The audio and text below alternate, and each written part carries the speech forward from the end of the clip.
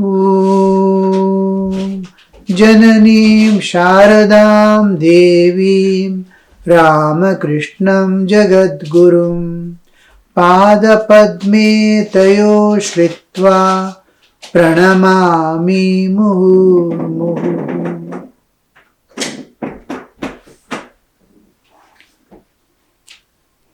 The Gospel of Sri Ramakrishna. We saw how much a Guru and God as well as nature are concerned about the welfare and well-being of the jivas to complete their cycle of having come to this universe and to go back to the source again. So we see here Sri Ramakrishna with Rakhal being sick. The devotees gazed at the master in wonder as he went into deep samadhi. As his soul soared into the realm of divine consciousness, his body became motionless. His eyes were fixed on the tip of his nose and his breathing almost ceased. These are external things, have nothing to do with the internal. But how these affect, where do we seize, where do we hold, where do we keep something holding on to so that I can release and go away. The attention. Now, if even for me, even to sleep, something to induce sleep is necessary. That is small things that help to enter into. The external things have nothing to do with the sleep. But dim light and a little Vicks-like smell and all these things become external just to make me slip into the inner world of sleep. Similarly, while going into samadhi, a particular posture, a particular way of concentration, that concentration is not external, just to hold the senses and bodily existence in such a way to release the soul to soar within. Now, fixing the eyes at the tip of the nose has nothing to do with the meditation at all. But the eyes, when it is in normal condition, it either, suppose it is withdrawn from the external world, it starts imagination. Some thoughts are coming again and again, that, because eyes are in normal condition. Even in sleep dream, the eyes will be normal condition, and from the eyes, the rapid movement of the eyes, we say what kind of dream he is passing through, whether he is having dream or not. How many dreams he had during night is known from the how many times there was disconnection in the rapid eye movement. So eye are normal. Inside the working will be going on at mental level. So when eyes are brought near each other, its attention is diverted. It cannot think. The thinking mind stops when the eyes are brought in one close to each other. So nearest thing that to bring the eyes especially downward and together. You cannot make the eye together at a distance or upward. Upward it expands, downward it comes near. So the aspirant who wants to enter into samadhi and this one is asked to bring the eye towards the nose tip.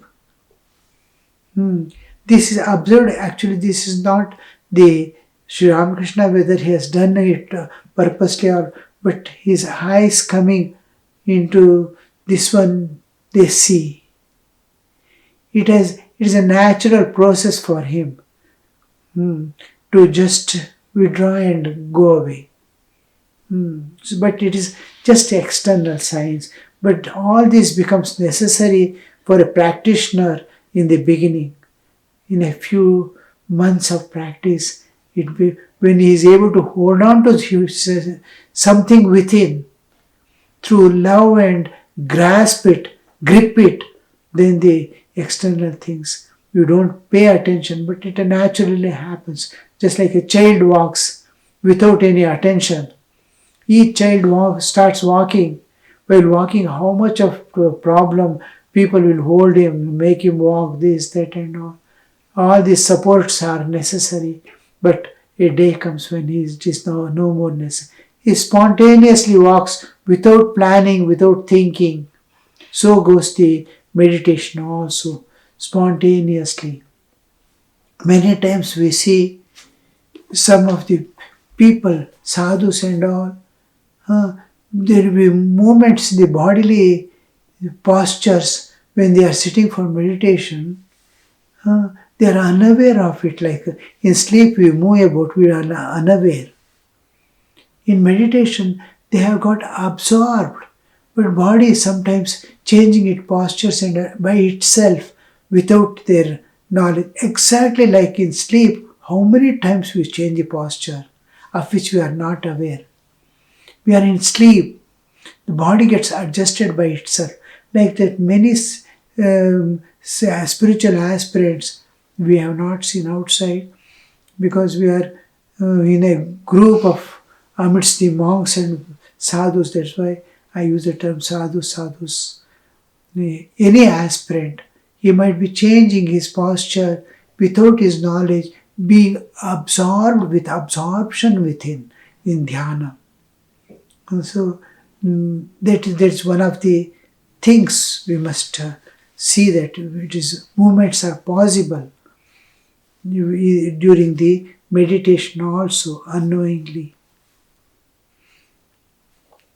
Breathing almost ceased. An unknown Bengali, dressed in ochre cloth of a monk, entered the room and sat on the floor. Master's mind was coming down to the ordinary plane of consciousness.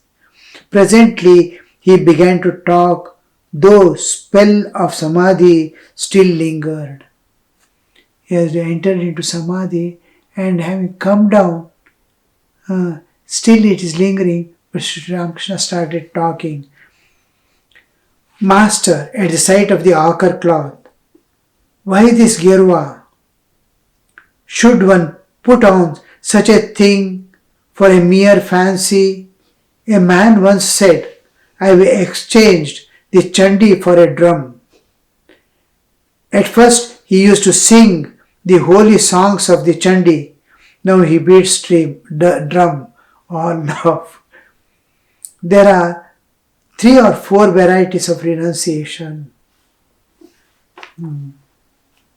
Now Sri Ramakrishna is coming. All these are necessary instructions for us all. It is not something narration going on here. It is teaching that's going on. It is knowledge giving, the wisdom awakening, the devotion awakening, making the soul transcend the nature and go back to its source is being taught.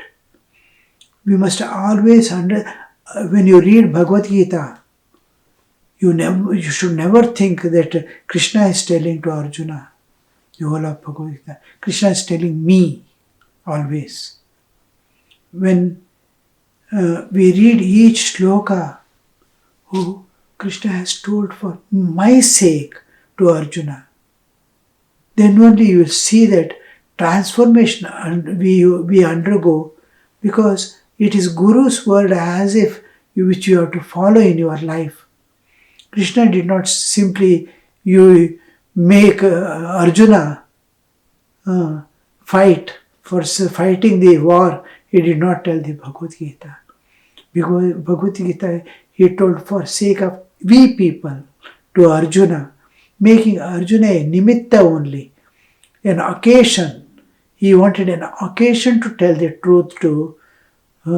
That occasion is brought by Arjuna is nimitta only, but the instruction is to the world for all the time, because the same war condition every soul remains throughout his life.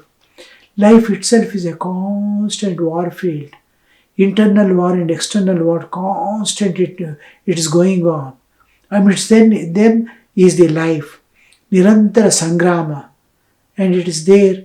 And just like Krishna is there as the Yuga Yuga Sambhavati, here he is Kshane Kshane. In the Jiva's existence, God is there within, constantly calling the attention. Kshane Kshane Sambhavami. Sambhavami Kshane Kshane. It is Sambhavami Yuge Yuge. So the Krishna's flute is constantly going on in every soul's heart. But the attention is in the external world. Sometime, someday, some life, we turn inward to see this one. Till then, Bhagavad Gita, we have to listen as Krishna is telling me. Here also, we see always Gospel and Bhagavad Gita are the only two scriptures which constantly tell how to live in the world and attain. All other scriptures, whether it's Vedas or Puranas, they tell what is reality, what is truth. Vedas tell what is God, what are the features, this, that, and all. But we have a life in the world. How to live in the world is another aspect of our knowledge, which how to live in the world and attain. What is God is told in every text. But how to live in the world and transcend the nature and go and reach it. Ideal is placed, but the path is different. Path is you have to live in the world and then transcend and go. This Bhagavad Gita and Gospel of Sri Ramakrishna give that. Some scriptures are there who will give how to live in the world alone. Some are there books which give you what is God alone. But to how to live, attend to all things and transcend also and go. So when we read with that attention. There are 3 or 4 varieties of renunciation. Afflicted with miseries at home, one may put on the ochre robe cloth of a monk, but the renunciation does not last long. Sri Ramakrishna has to build up a band of renunciates now, because ideal is held to the core by the renunciates. And the renunciates must be supported by the householders who are of pure nature, aspiring for the same goal. So Sri Ramakrishna forms the outer circle and inner circle of his movement. So inner circle has to be endowed with proper understanding of renunciation. What is renunciation? What is, how to bring the ideal into life. All these are to be brought into picture. Now he is utilizing this occasion to build up the monastic life. All these people are there who are going to be the future monastics of the world famous Ramakrishna movement, which is going to be there generations of generation, sanctifying the life of humans. Afflicted with the miseries at home, one may put on the ochre cloth of a monk, but the renunciation does not last long. Again, the man out of work puts on an ochre wearing cloth and goes off to Banaras. Somebody has lost a job and he is worried. After 3 months, he writes home, I have a job here. I shall come home in a few days. Don't worry about me. Again, a man may have everything he wants. He lacks nothing, yet does not enjoy his possessions. He weeps for God alone. That is the real renunciation. The inner transformation, inner renunciation. We have discussed what is vairagya, viraga in the last class also. That inner longing for, ultimately why renunciation is to long for God. The whole goal of our endeavor, all the sadhanas we do, whether it is japa, tapa, dhyana, or whatever we practice, chanting, all this only to fill our inner awareness with divine. Awareness always guides thoughts, feelings, and action. What am I aware? My awareness is going to guide my thoughts. I'm aware of, my awareness is filled with certain things. That awareness makes me think that. My awareness makes me feel. My feelings, thoughts, and actions are governed by my awareness. So the inner awareness and external awareness. External awareness is always of the world, objective world. What is happening in the objective world? How it is affecting me? What am I concerned with? What is going to affect me? So when the external awareness is regarding the objective world, there is inner recess of the awareness where external objective world and its problems and concerns do not enter into it. That realm is inner awareness. Inner awareness mostly remains empty like. It is not filled with anything because worldly things cannot enter there, and we have not developed love of God or deep thinking. Even if though we read some scriptures, this, that, we have not cultivated the habit of contemplating on it. We have not cultivated the habit of reflecting on its meaning. I read Bhagavad Gita, I utter some shloka. When I say Om Shri Ramakrishna Namaha, I don't feel his living presence and clear understanding of whom am I bowing down. What is it? So to that depth, if you don't go, it doesn't become a part of my awareness constant.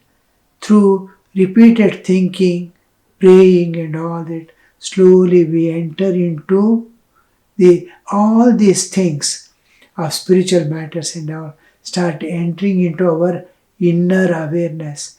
When the inner awareness is filled with divine projects to the feelings, and the feeling heart turns inward to link us to the divine. So here the renunciation, when he says Sri Ramakrishna, but that does not last long. And when a person loses job, he puts on the ochre and goes and gets a job there. What is within is projecting out after. But a person is there who lacks nothing.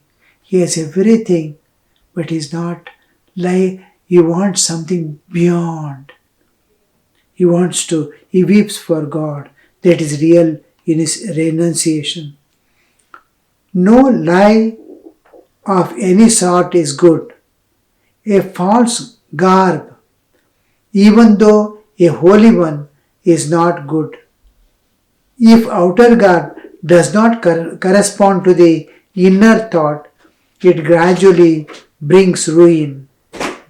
Uttering the false words or doing false deeds, one gradually loses all fear.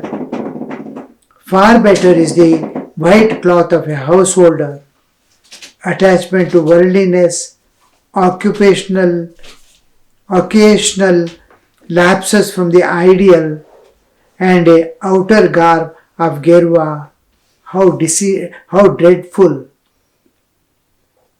Sri Ramakrishna is warning and giving how to live a real life, making always Sri Ramakrishna used to use the phrase Man mukhi ek karo. What is inside, utter that. Let your external life and expression be the reflection of the inner world. Two words are used in Sanskrit and other Indian languages, Damba and Kapata. Damba is what I am not, I want to present. Kapata is what am I am hiding it. My bad things and all I hide.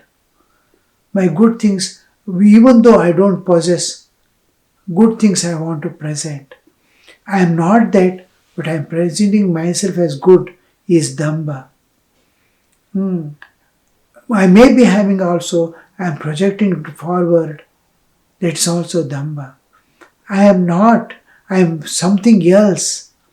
I am hiding it from people, my bad qualities and all that. It is Kapata. So, what is within is hidden and what I am not is exposed.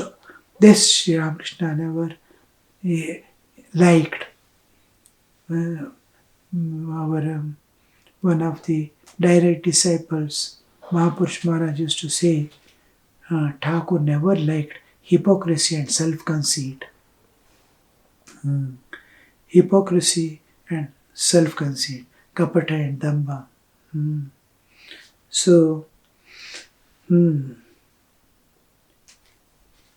the one gradually loses fear if the outer garb does not correspond to the inner thought. It gradually brings ruin. On one side it brings ruin. Uttering false words or doing false deeds, one gradually loses fear. It becomes so common that he can tell any lie any time. Far better is the white cloth of a householder. Attachment to worldliness, occasional lapses from the ideal, and an outer garb of Gerva. How dreadful. It is not proper for a righteous person to tell a lie or do something false even in dramatic performance. Once I went to Keshav's house to see performance of a play called Navavrindavan. They brought something on the stage which they called the cross. Another actor sprinkled water which they said was water of peace. I saw the third actor staggering and reeling in the role of a drunkard. The Sri Ramakrishna, each is acting, the holding a cross is good. Sprinkling water of peace is also quite good. But the third one, actor staggering and reeling in the role of a drunkard. This is what Sri Ramakrishna did not like. By imitating something, it slowly, how many times he has to practice that to play on a stage. And slowly they enter into the inner consciousness where the inner consciousness will be filled with the divine. These things will be blocking for the inner divinity to manifest or inner divinity to project forward. We perceive or feel the inner divinity through a vent which will be closed by repeated. He will never know his own divinity. He may not become totally bad or anything by acting like a drunkard. He may not become a drunkard, but his inner divinity expression is already started hindering. It is putting a gate like to a Brahmo devotee. It was K, so and so, that person who was a drunkard. Master, it is not good for a devotee to play such parts. It is bad for the mind to dwell on such subjects for a long while. The mind is like white linen, fresh from the laundry. It takes the color in which you dip. If it is associated with false for a long time, it will be stained with falsehood. Another day I went to Keshav's house to see the play called Nimai Sannyas. Some flattering disciples of Keshav spoiled the whole performance. One of them said to Keshav, "You are Chaitanya of the Kali Yuga." Keshav pointed to me and asked with a smile, "Then who is he?" I replied, "Why, I am the servant of your servant. I am speck of the dust of your feet." Keshav had a desire for name and fame. Many.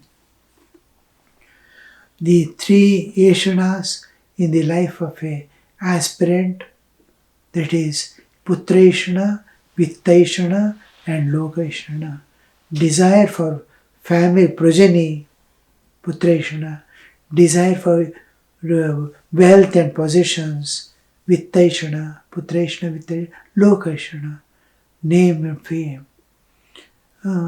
They want to present themselves in a way that is acceptable to people, and then they must praise name and fame. This slowly a man can get rid of the Putreshana, desire for progeny. He can get rid of the desire for wealth also. For name and fame, it will be in deep consciousness, at least to the extent others should not point their finger to me as bad. To that extent, at least, that name and fame.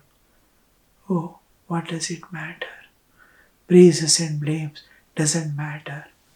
I am beyond. That awareness doesn't come. If they need not tell me that I am good, let them not tell me I am bad. To that extent, at least, that Lokeshana will remain. So this Sri Ramakrishna is warning that these things his aspirant has to totally get rid of if he wants really to enjoy the bliss of God and join the eternal life in the transcendental realm. Om Shanti Shanti Shanti Harihi Om Tat Sat Shri Ramakrishna Arpanamastu.